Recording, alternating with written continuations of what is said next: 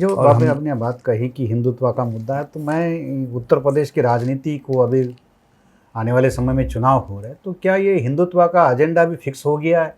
हिंदू के भला अलावा दूसरा कोई वोट डालने के लिए एजेंडा नहीं है? या जो बैकवर्ड क्लास जो उत्तर प्रदेश में बहुत बड़ा है, जैसे केशव प्रसाद मौर्य है या बैकवर्ड क्लासेस के जो नेता है, बीजेपी ने खुलकर उनके साथ धोखेबाजी की है। अभी भी वो स्टूल पर ही बैठे, कुर्सी के ऊपर बैठने का अभी भी 4.5 साल होने के बाद भी उनको अधिकार नहीं मिला।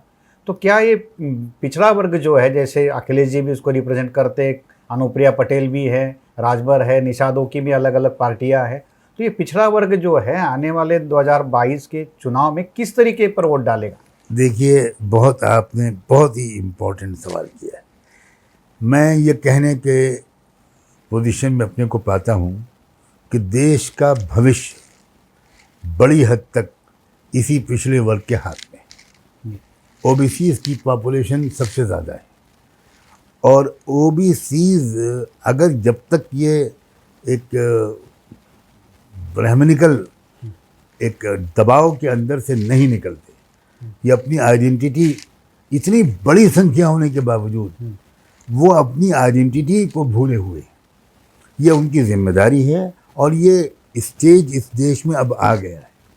ओबीसी लीडर, वो चाहे नीतीश हो, चाहे वो लालू हो, चाहे वो हमारे शरद पवार जी हों, इन सब को अब ओबीसीज को इकट्ठा करके उनको एक ऑल्टरनेट इस देश को देना पड़ेगा, और इस ब्राह्मणिकल सोशल ऑर्डर की गुलामी से निकालने की जिम्मेदारी में लीडिंग रोल प्ले करना पड़ेगा।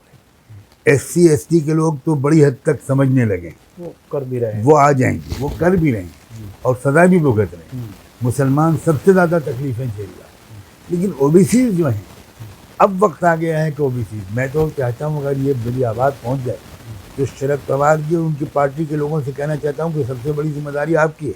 उन्होंने बीच में वो कोशिश भी की, नॉन बीजेपी वाले लोगों को उन्होंने अपने घर पर बुलाया भी। नहीं, मुझे इसकी सूचना कुछ मिली है कि इस सिलसिले में कुछ सीरियसली सोच विचार वो कर रहे हैं।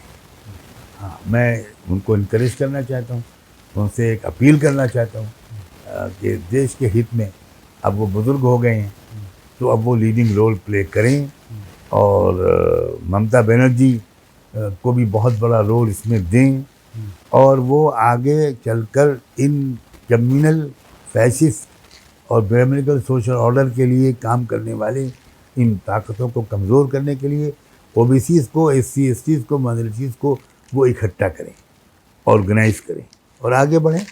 उत्तर प्रदेश के चुनाव में बैकवर्ड लोगों को क्या एजेंडा लेकर चलना चाहिए? देखिए, वहाँ के जो इश्यूज़ हैं, वहाँ के जो असल मसाइल हैं, जैसे हेल्थ केयर, एजुकेशन, जो किसानों को उनके हक मिलने चाहिए। किसानों को गन्ने के दाम नहीं मिलते, किसानों को फसलों के दाम नहीं मिलते, किसान अब वहाँ भी सुसाइड करने को सोचने लगे। अभी उधर सुसाइड का कल्चर ज़्यादा नहीं आया था, लेकिन अब वहाँ भी शुरुआत हो गई। पंजाब का किसान अगर सुसाइड करने लगे तो ये तो सबसे ख़तरनाक बात। तो ये चीज़ें, ये है रियल इशूज़।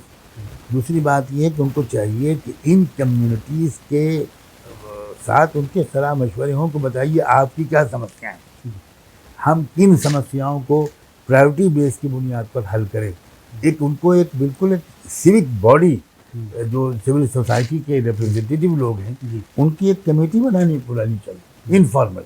वो हम उसका कोई सरकारी भत्ता नहीं चाहिए, लेकिन वो उनसे तो पूछें कि भाई आपकी कम्युनिटी का क्या रियल इश्यूज़ हैं, वही बता पाएंगे।